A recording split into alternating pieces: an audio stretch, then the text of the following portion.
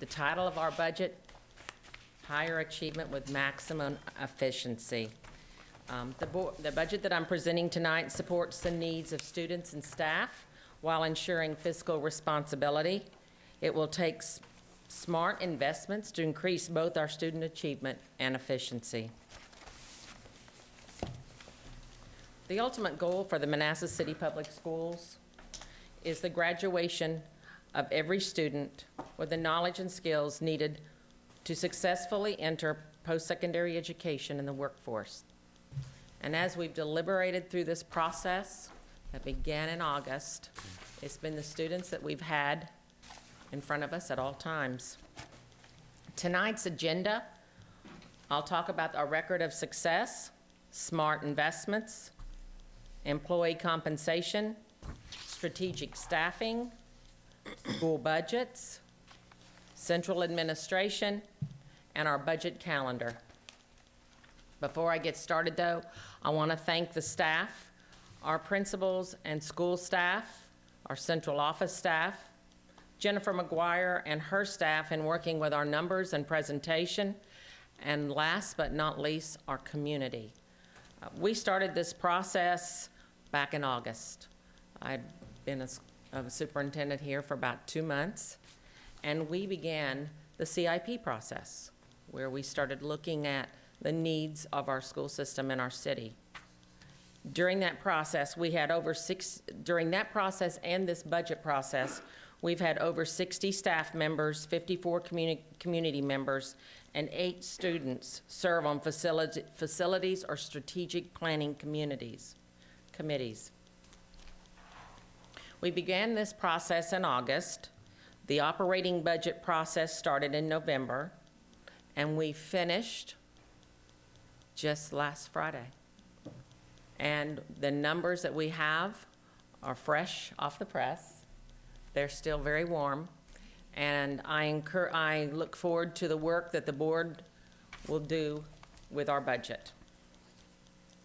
Our focus, higher achievement with maximum efficiency, starts with a strong school division supported by its community. We have a very good school system.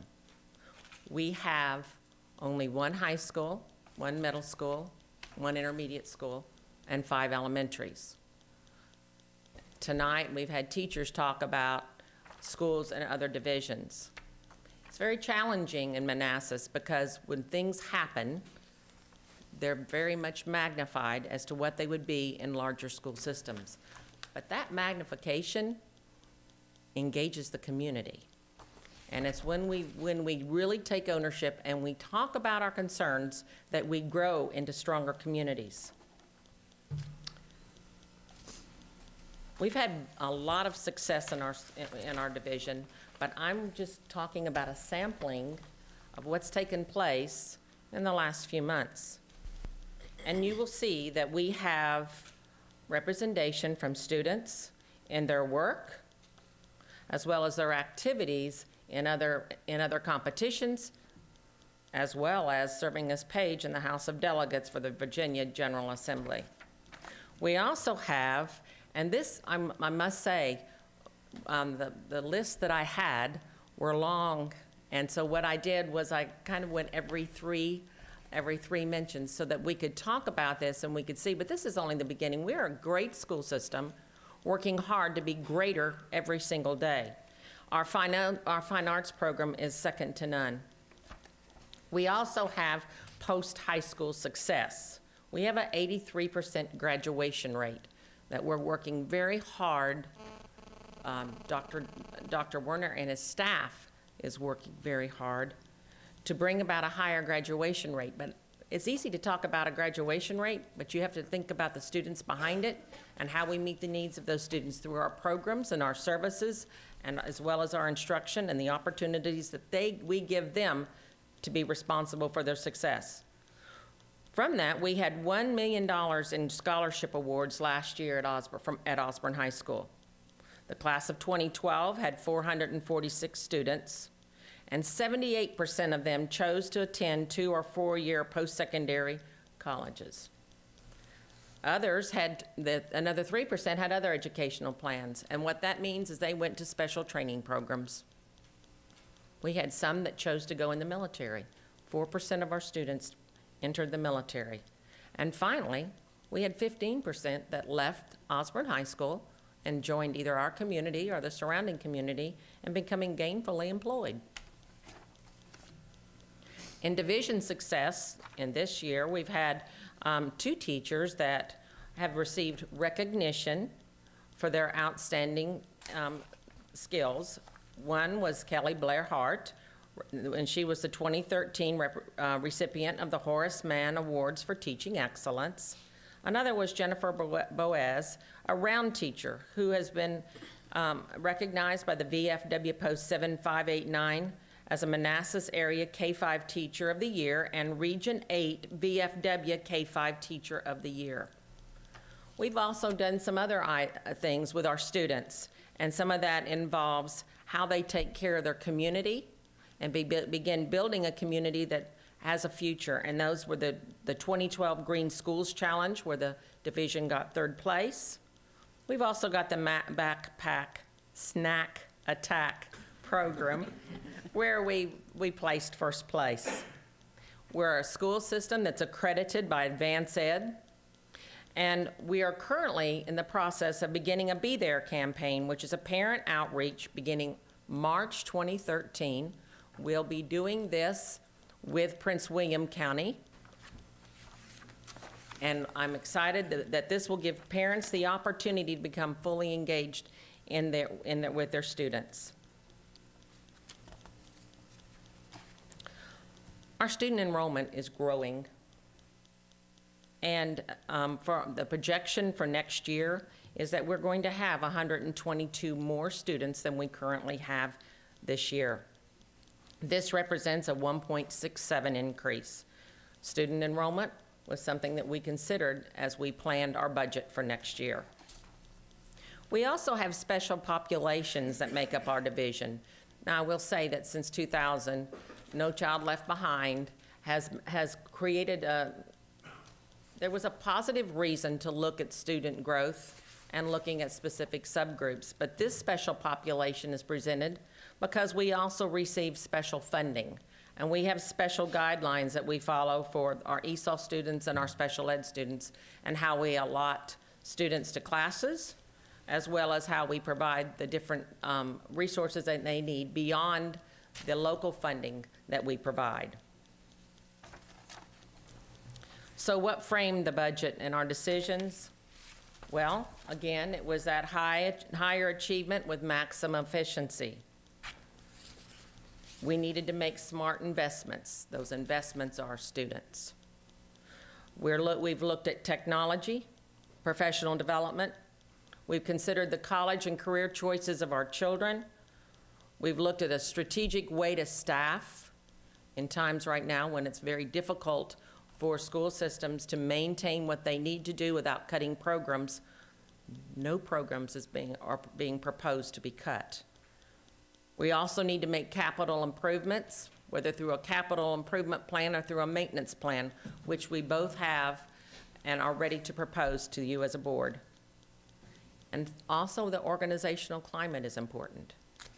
And that was also reflected in our budget process. Something else that we had to look at as we worked towards our budget were studies and mandates that currently take place. We have many unfunded mandates that come from the state and federal accountability. We have no control over those, it's just the way it is. We currently have Osborn High School is accredited with warning in math and graduation rate.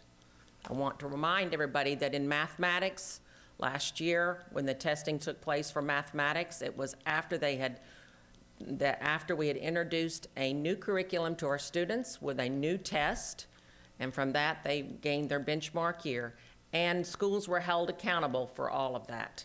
And so we do own that, but I feel like that our teachers are working hard to work with our students in making the gains.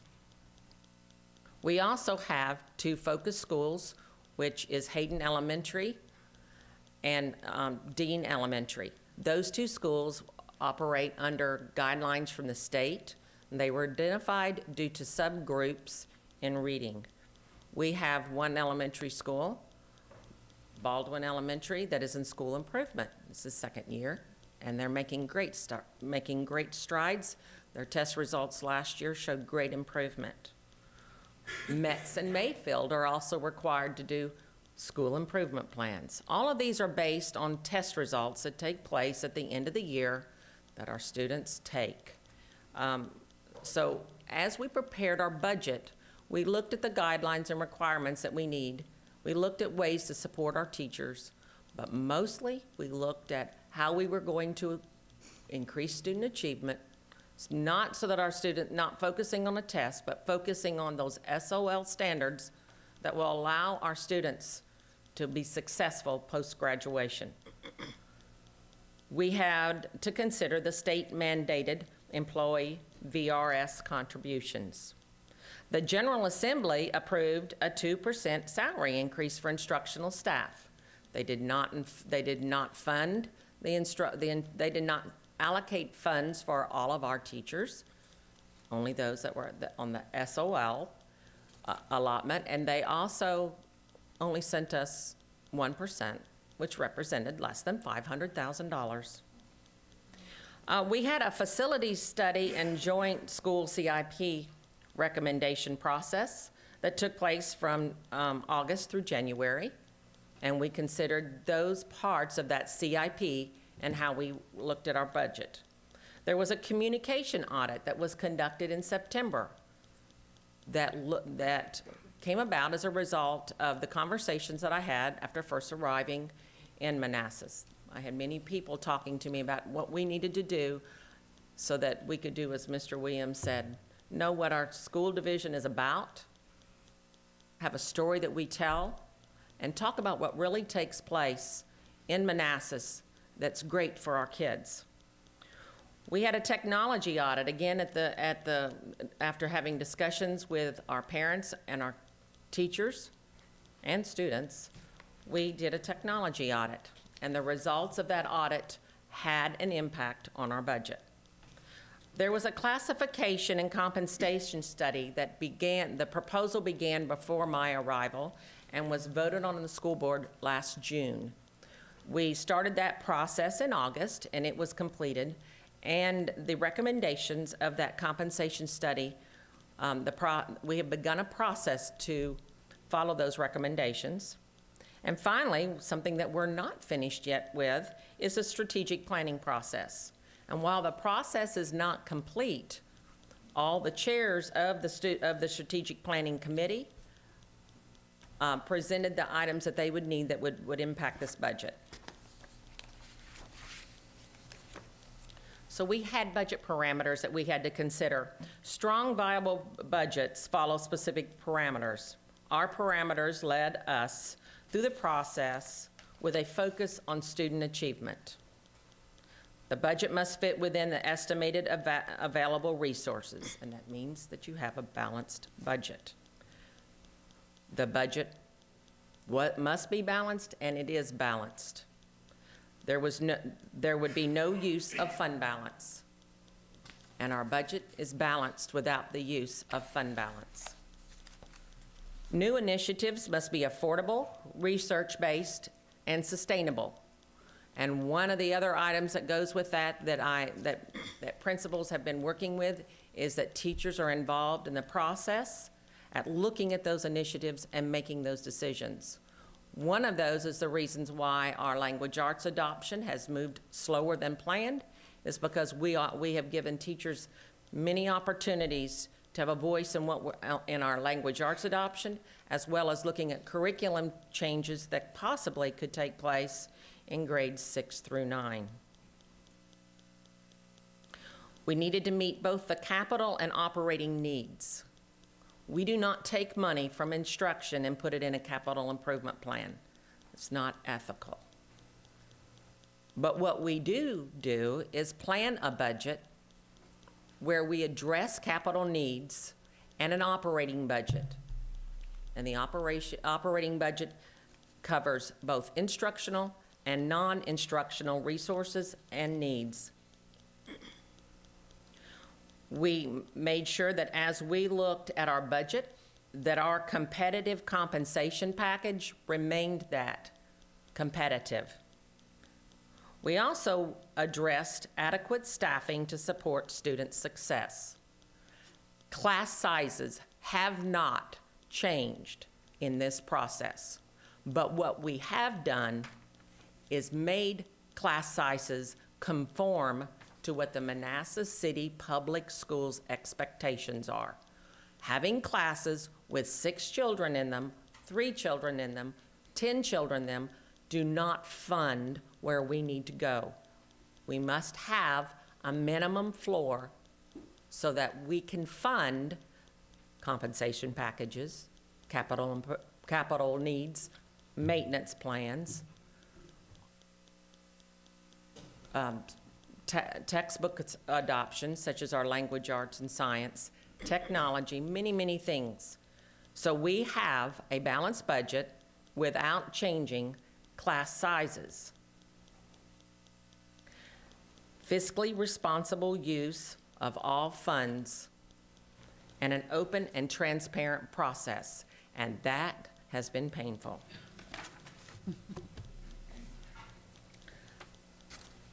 Employee compensation accounts for approximately 72% of our total budget. So what does it look like in our budget? Well, the governor proposed a 2% pay raise. And that is what we did. We provide a step to all positions paid on the teacher scale. We provided a 10% of midpoint for support and administrative staff. Oh, 2, I'm sorry. 2. Thank you. I'm in trouble, no longer balanced. And adjust the salary scales to fully implement the Virginia General Assembly mandate that all employees pay the 5% employee contribution to VRS. Our employee compensation benefits were also evaluated, and we have a proposal for our board to consider, and that includes the employer's share of increase in health insurance costs. It remains, our 70% that we contribute remains intact. The retirement benefit, there are some retirement benefit changes. We are adjusting the payment for sick leave upon retirement from $40 per day to 25% of the daily rate of pay. There is a recommendation to eliminate the retiree health insurance premium subsidy for new retirees, except for those that are eligible to retire on or before July 1st, 2013. And at that time, they will have a choice between the retiree health insurance premium subsidy or the $40 per, the 25% of daily rate of pay. And then there is an increase, and also to increase the minimum service requirement to 15 years for non-Medicare eligible retirees to remain in the Manassas City Public Schools Group Health Insurance Plan. Higher achievement, maximum efficiency, strategic staffing. In my 100-day report, I identified benchmarks for student achievement, and specific positions were identified through this process that would support those benchmarks. In reading and math achievement, in working with principals, one of the frustrations that we have had in our schools is that we have coaches and intervention specialists doing the same job. In other words, teachers would be supporting students and teachers at the same time. We've changed that. All schools will have reading and math coaches that are available to serve and work with teachers. They will be able to assist them in planning, also for the redelivery of professional learning. We will have intervention specialists in reading and math that will support students reading by the end of first grade, students reading at a reading to learn stage by 3rd grade, writing skills improved in grades 2 through 12, and significant growth for all students in mathematics. For ESOL, we've added additional allotments as needed based on the number of students that we've had between access skills 1 to 3. Students, in order so that all ESOL students will reach access level of 4.5 within 3 years. Once a student reaches the access level of 4.5, they are much better able to perform in the classroom. And finally, we'll be implementing the response to intervention. This is something the state has had in place, and that we will be working with schools in the implementation. Smart investments continue, though, because we also want on-time graduation. So there will be a response to intervention specialist at Osborn High School. We've already begun the process of increasing CTE course offerings. That began this year, and we will continue working on that through next year. And a non-traditional student pathway that will be broadened with access to all students. There will be STEM coaches in elementary, intermediate, and middle school. The high school will begin its study of how it wishes to implement STEM. So in this time next year, I'll be coming to you again and explaining how STEM will be implemented at Osborn High School. And I should say we have STEM there, but we will be increasing the opportunities for our students. Instructional technology training specialists will be added to our elementary schools and also to assist with the non-traditional pathway students. And then finally, one of the things that's been so disturbing to parents and teachers, everyone in Manassas for quite a while, is the fact that we have an increased student population in all of our elementary schools, but we only have 1 PE teacher. And when you only have 1 PE teacher, depending on the number of teachers you have at a grade level, if you have 5 or 6 or 7 teachers at a grade level, that means that a student only gets PE every 5, 6, or 7 days. So we are adding a PE, we are requesting to add a PE instructional assistant at the elementary level in each school. In doing so, our students will have physical education more than once a week. So our proposed budget process. When we begin with the schools, this story began around November when we began looking at the number of students that we had, course offerings that we offer, the programs that we had, and we looked at the allotment process. Using the numbers that we use currently in Manassas, we looked at what we needed to offer for students. Now there's some really interesting changes. I mean, not changes, things that I learned about how some of our numbers come about. Our maximum class size in English is 24. When I got started on the process, everyone said, it's 24 kids in a classroom. I said, okay, how do we know that? That's what the state requires. Now, I know that our surrounding community adjusts that number in a different way, but we follow that class size literally as it's written from the state. We have science classrooms at Osborn High School that only hold 24 kids. Some of the desks and tables in there are permanent. You can't move them. And it's not possible to put more than 24 kids in there. So the class size is 24. We have special ed classes and ESOL classes that require lower class sizes, and those numbers, we follow those same numbers are required through the federal and state. Our math classes, 26, social studies, 28, elementary, average class size, around 23. At Baldwin, where we have some odd-shaped rooms, we have to only put 24 kids in 4th grade classes. So we've got, you know, we have some classrooms where those numbers, or the numbers will always have to follow. But the projections that I've provided and the allotments that you will see as we work through the process, I leave it to the board to decide if class sizes need to go up.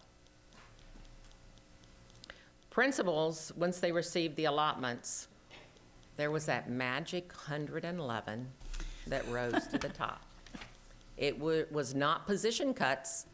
It was coaches, it was the interventionists, it was, you know, I'm sorry, we have, those are tutors. We had some coaches, we had, I can't think of all the, we had classrooms the classrooms that were undersized. We had, anyway, of that 111, that's what the 111 represented, was positions. And I said to the principals, go back to your schools, look at what you need. You know that we have mandates. You know that understood with the state, when you have to develop an improvement plan or they identify you with certain terminology, you know what we have to have. Now what we could do is start where we were and add the positions on top. But that's not fiscally responsible and we don't have the money. So we took those 111, they took their 111 positions based on their schools and they went back and they worked. And then they came back and they presented central office staff what they wanted to do. And they really thought about what they wanted to do. And while we weren't able to say yes to everything, we did our very best to say yes to as much as possible. The principals worked on master schedules. They worked with every different department in how they wanted to deliver instruction. They were asked to find opportunities for savings because we knew that if we found it, we wanted to use it in other places, such as benefits, compensation, looking at their schools and providing additional staff, as well as looking at when we go about purchasing more technology or looking at textbook adoption.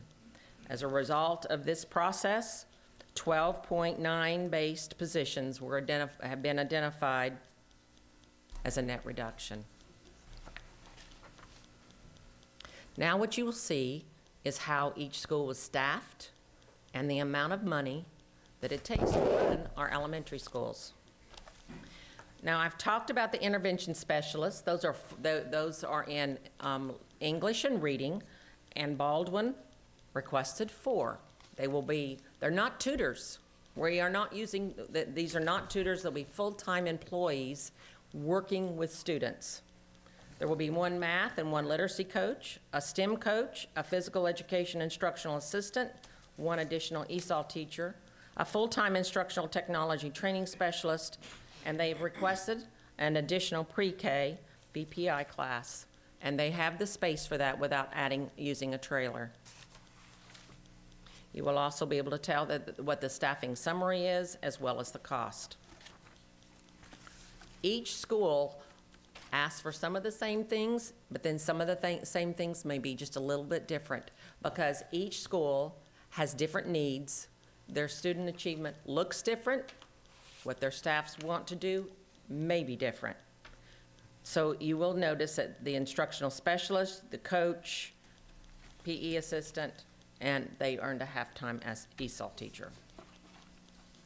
At HAYDON, you will see much the same.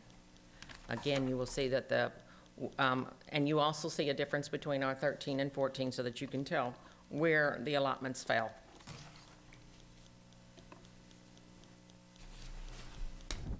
At Round Elementary, because it's a smaller school, their physical education instructional assistant is a half FTE. The principal requested 2 intervention specialists, 1 math and 1 literacy coach, and you will notice that he requested 1 VPI class for pre-K. At WEEMS Elementary, they're in the process of establishing themselves as a TAG, theme-based school. So you will notice that they have a TAG coordinator. And what that whole process means, they will come before you soon to explain their their academic program, but all teachers are getting gifted endorsed, and all students will receive talented and gifted strategies or instruction every day, all day long.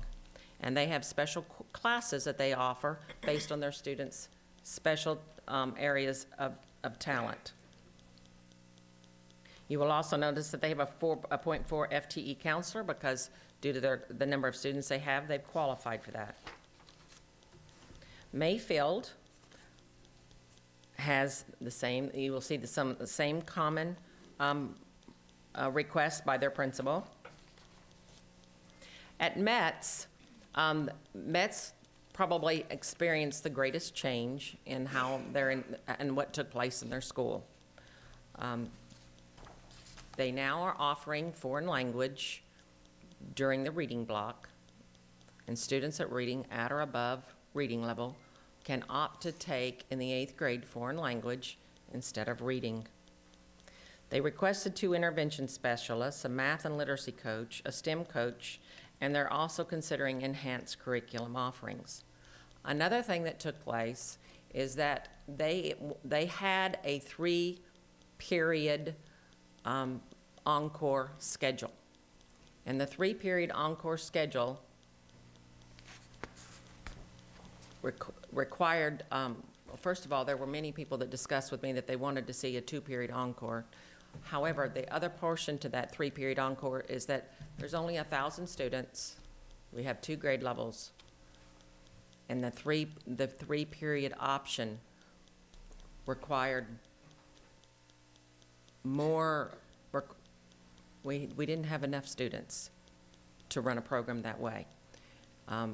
Besides the fact that when you're looking at when you're looking at foreign language and you're not getting foreign language every single day, that also presents a problem.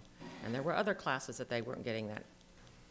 So listening to what parents had talked to me about, and some teachers, and listening to what some teachers and some parents feel about the change now, I bring to you the recommendation, and when we, of this proposal of how they're staffed, and when we talk in our next budget session, each principal will talk to you about what they want to do next year with the staff they have requested and how it will look. And one of the things that will come forward, I've already met with the Encore staff once. They will come to you once their principal approves that Encore schedule, and they'll explain how the Encore schedule will work next year. Osborne High School. Osborne High School is going to have 2.5 and I need to also say for METZ and Osborne, the Read 180 program will now be staffed with a reading teacher all day long. And so teachers won't be, as we provide intervention to students who need reading support, it won't be that we're squeezing teachers in there because they have an extra slot. It won't be a math teacher going in or a social studies teacher or an English teacher that has an extra period. It will be somebody that's there all day long, every day, that has the time to pull the data, to look at what the kids need, to contact parents. It will be a teacher that can really be an interventionist and provide support to our students so they can graduate. There will be, we will also have a math interventionist that will be at Osborne High School to provide additional support. Math will also be offered every day for Algebra 1 and Geometry. For those students that qualify, there will also be the regular AB course offering of Algebra and Geometry for those students that qualify for classes every other day. There will be a response to intervention specialist, the addition of 1 music position, a half FTE instructional technology training specialist that will support the non-traditional pathway, a 0.6 FTE guidance counselor to support the non-traditional pathway, and 1 social studies position to support the non-traditional student pathway.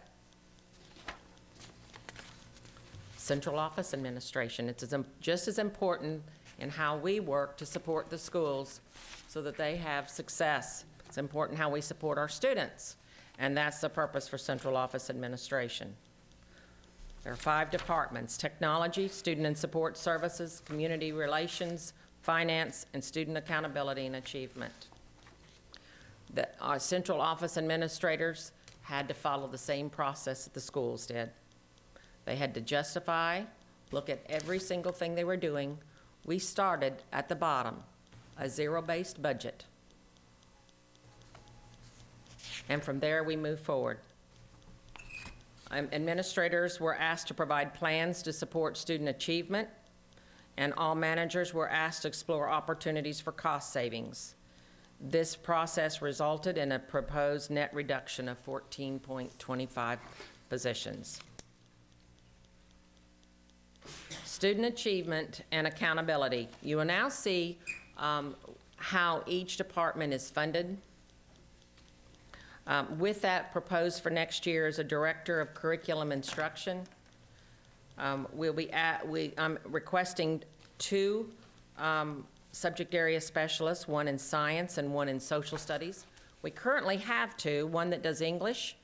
We have 1 specialist for English, and we have 1 that does math and science, K-12. And divisions our size, you usually find that you have an elementary and a secondary. And we're proposing to do this work with K-12 specialists. There will also be a coordinator of gifted AP and world languages.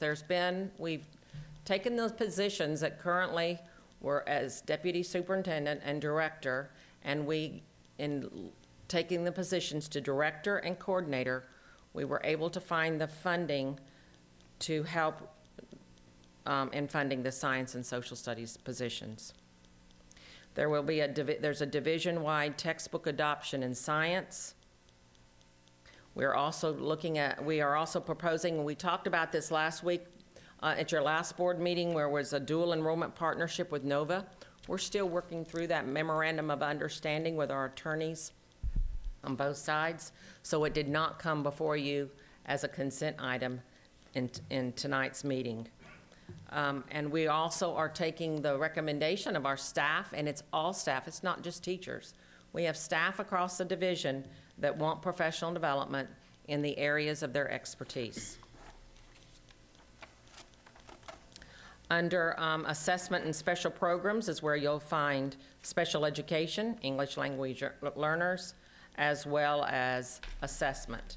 I'm also requesting a management information specialist who will handle all communications that have to take place to the Department of Education. They will also handle assessment with the Executive Director of Assessment. They will also take care of the records management. And you will see that the budget proposal under those line items. The total budget of $7.4 million, what we need to consider there is that is the special education funding, the federal funding that we receive through that. Under student and support services, in providing you with how these departments are outlined, I tried to show you what takes place in these departments. I get a lot of questions about, well, what do they do at central office? So that's part of what we were doing in this process, is outlining the responsibility areas of what takes place in those departments. And what you'll see that for next year, we're looking at a 0.5 FTE resource coordinator that will be paired with a budget coordinator in finance. We have the implementation of MUNIS, which the Human Resource Department plays a big part in, safety training for all division staff, and the development of a leadership academy. These are the biggest items that we would have next year as we move through this budget. Under student transportation, we're looking at a 4-tiered schedule next year.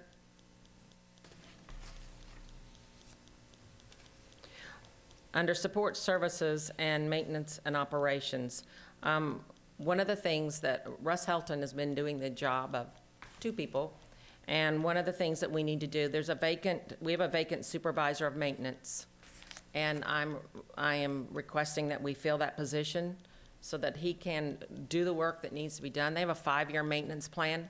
In order for our buildings to stay the way they need to stay, part of the operating budget is maintenance. And if we don't keep maintenance up on our buildings, then we end up paying big bucks in a capital improvement plan. We will also be conducting quarterly safety and maintenance reviews. You will see the CIP, and what I have listed is the CIP for next year. The $6.99 million is for next year.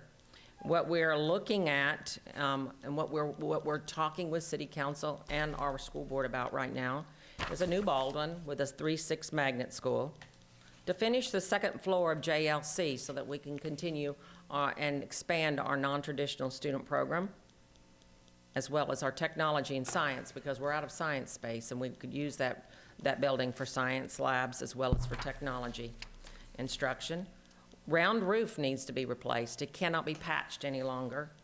We have HVAC upgrades at METZ, Osborne High School, and Round. We have a METZ track replacement and the METZ parking lot repaving. In financial services, you can see the roles that financial services play every day. And you will see that proposed for next year, we have the continued munis implementation. That implementation is going to take us about 18 months. It's a very broad program, and it will, when it's all said and done, will handle all of our financial needs as well as our human resource needs. We're going to realign and fill the vacant position that I mentioned earlier with a half-time budget coordinator that would also work with HR. We're expanding our e-procurement, as well as doing a division-wide printing solution. And we're looking at the revisions to a compensation structure to encourage return to work, as well as a VRS hybrid plan. I also want to mention that one of the successes that we've had in this division is the position that we filled with Linda Trimble. At this point, we've saved $500,000 with the decision to add her position last year. She has managed to work to save us $500,000. So she's more than earned her salary, and we have been able to collect revenue that we can put back into our classrooms or to use in our maintenance areas. Financial services, food and nutrition is independent. It works out of its own budget, does not receive any of our operating budget. And at this time, and so you can see what their plans. There is an increase in lunch prices for next year, and we have that information through the Department of Education. And there will be some equipment replacement. If you'll recall, we have a vacancy for our food and nutrition director, and that equipment replacement, once a new director is hired, that person will work on the equipment replacement piece. And then we're going to continue the implementation of our new federal nutrition regulations. In technology, we have a technology director that will be joining us, Jim Height. He comes to us from Prince William County. He will be starting on Friday, and he will begin working on our technology. We had a technology audit that identified many needs that we needed to address. There will be a department reorganization. We will be increasing technology access for our students, and we will have infrastructure upgrades. And those infrastructures will be connections between schools, switches in the schools that support wired connectivity, a wireless environment in all schools that's in all areas of schools that will support a bring your own device, and server replacements. We're also going to increase our current bandwidth from 50 megabytes to at least 100. And finally, in the area of the superintendent's office, board and communications, we have many things that are going to be taking place starting now and through next year. We have a bid process out for a new website. The Be There campaign begins in March. We've been conducting communications training, and that training is continuing. We have been involving the parent and community in the strategic planning process. There will be program evaluation taking place this summer as we look at what we did this year and what our results were and what the costs were and how many staff members it took to get the results we did. There will be the division's strategic plan should be finished by May. We'll be doing some community work in the month of April so that we'd get their engagement and their opinions on the work that the committees have done. And it will be monitored through a balanced scorecard process. And we also have a new brand and logo that we'll be presenting to the board for consideration. And finally, the proposed budget. Our operating budget, $86.75 million. Our federal grant fund, 3.14. Food services, 3.7. Debt service fund, 4.96. Capital improvement fund of 8.19 with a total budget of $106.74 million. Now, you ask, where does that money come from? As you'll see that instruction takes the largest percentage, followed by facilities and operations and maintenance. Finally, when will these meetings take place? We'll be talking in much more detail beginning March the 5th, where we discuss revenue and instruction. On March the 7th, we'll talk about our CIP and transportation. On March the 14th will be compensation, and on March 16th, technology and food services, unless the board wishes to change any of those topics. We're asking for public input on the proposed budget March the 12th at 7 p.m. here in City Hall. Our school board will approve the budget March 19th at 7 p.m. here in City Hall. And our board will present the approved budget to the Manassas City Council on April the 2nd at 5:30 p.m. here in City Hall. I bring to you this budget balanced, without using reserves, maintaining current class sizes, and keeping the programs that we value so much. I bring to you a budget that was a part of a very collaborative process that supports the needs of students and staff while ensuring fiscal responsibility. It will take smart investments to increase both student achievement and efficiency. And finally, I want to say that Manassas City Schools is a very special place. And last Friday night, I attended the Osbourn High School Talent Show. And I was taken by the involvement of students and parents in the whole process, from orchestration to performance to audience participation. Our school system is very special. It's a very good school system. And we have very good people who care about our kids, and our kids care about each other. We have 5 elementary schools that feed into 1 intermediate, middle, and high school. It's very important that we all work together and prepare our elementary students to all enter 1 school. But that has great pluses to it, because our students develop a bond with each other that was so real Friday night. I still get goosebumps over it. It was unbelievable. It was a moment that I have heard is created every single year. There was a huge audience, and the students performed on stage with the greatest support I've ever witnessed. That whole auditorium was full, and even the nosebleed section. It was full. And those students were encouraged by their peers. They danced and sang their hearts out. I could not have I have never witnessed anything so wonderful. But I see it a lot at Osbourn High School. It's a great school, but so's METZ, and so's Mayfield, and so is every one of our elementary schools. I say all this because the budget process for next year is about our students. Everything we do leaves an imprint. They are our investment in the future of Manassas City, of our school system, and because of our staff and community and what they've done with this budget this year, next year, we've set in place another year of experiences and opportunities for our students. And we've also ensured that our graduates have a place to start once they leave us. Thank you.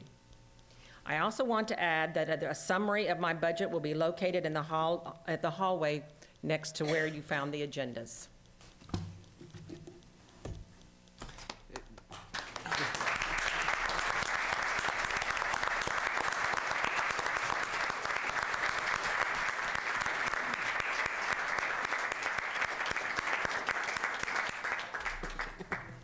Dr. Magouyrk, thank you. We're not going to go into questions, and I will let board members make comments, but I want to thank you for taking the challenge of a zero-based budget and starting and looking at everything with a fresh face. And it truly was a fresh set of eyes for you. The transparency you had as you talked about the interaction with everybody in the community to talk about what's best for the students of Manassas. And hopefully your presentation, obviously the first time the members of this board have seen it, but certainly much of the myth and folklore ruminating throughout the community was in fact that, but I guess that's what happens in a community that we're still struggling to find our new newspapers. So thank you for a great presentation. Any other board member comments? Just want to thank you, Dr. Magouyrk, for the hard work and the staff. This is going to be my first budget season, so I'm ready to pull my sleeves up and learn and dig into this, so thank you. I too will thank you and the staff. It's a lot of hard work to put a budget together, especially when you're new to an area and different rules and different circumstances to work around. It has been a very transparent process as much as possible. I'm sure we'll continue to do that. I look forward to getting feedback from the community. As you said, our tax dollars, because all of us up here pay taxes as well as you, is an investment in this community, and I look forward to hearing from people, and I hope that they also make sure that our city council hears from them and their requests and concerns for the continued investment in our school system as well. Mr. Bushnell, anything? I applaud the change in the way that we've done, that you've prepared the budget. Starting with a zero-based budget has certainly dramatically changed the way that we do things. I look forward to getting into the details and talking about how this all works, but I applaud your efforts in starting in a different fashion and in also not funding the operating budget with the balance. I think that's the first time that's happened perhaps in all the time since we've had a balance. We've never used quite as much as has been proposed, but I applaud your efforts to do that and to, you know, you've been here for a period of months. You've completely changed the way that we do our entire budget process, and that's usually something that takes a couple of years to pull off. So I applaud your efforts and the way you've constructed this. I look forward to all of us rolling up our sleeves and talking about what's included and drilling into it a bit more. But thank you. Mary, any comments? Well, what they said, and thanks for talking to us. I mean, it was a presentation, but it seemed like you were telling us what you've got going, not, and I know you went through everything and read through it, but it just felt more, I don't know, casual maybe. And I just like everybody to know Dr. Magouyrk's budget is done. That's it. It's no longer hers. From now on, everything that happens is ours. It's up to us, the 7 of us, to take where she started us, and I think it'll take a little bit of digging, but I think at first sight it's a great start, but from here on out, it's ours. So if you've got concerns, let us know, because we're the ones that are gonna make the decision. And did everybody see The Sodfather? I mean, that was so cool. It's so much better than the budget. Thank you. The grass is always greener. It is. I'm gonna save that forever. Mr. Williams? First, thank you to the staff who helped with the budget. You guys put in countless hours, I know, which the public doesn't see, but thank you very much. And Ms. Magouyrk is one of the staff who put tons of time in. I appreciate it. Dr. Magouyrk, this has been a harrowing 2 weeks. Thank you very much for your transparency, for placing students first, and for your compassion. We've had discussions about the budget process, and I thank you for your hard work on it. And finally, I've had dozens of discussions, without exaggerating, with faculty, staff, community members the last couple of weeks. I mentioned I have a daughter at METZ, so I've talked to a lot of people at METZ about this budget process. And one thing that came through, which I've said to you, who I've spoken with, is that we truly value your work. I know morale has been low at some of the schools, but we truly value what you do with our children. We would not be here if we didn't do that. So I want you to hear from us that through this process, we will do our best to do what's best for the children, but we truly value the work of our administrators and our teachers, and thank you for your hard work and your support.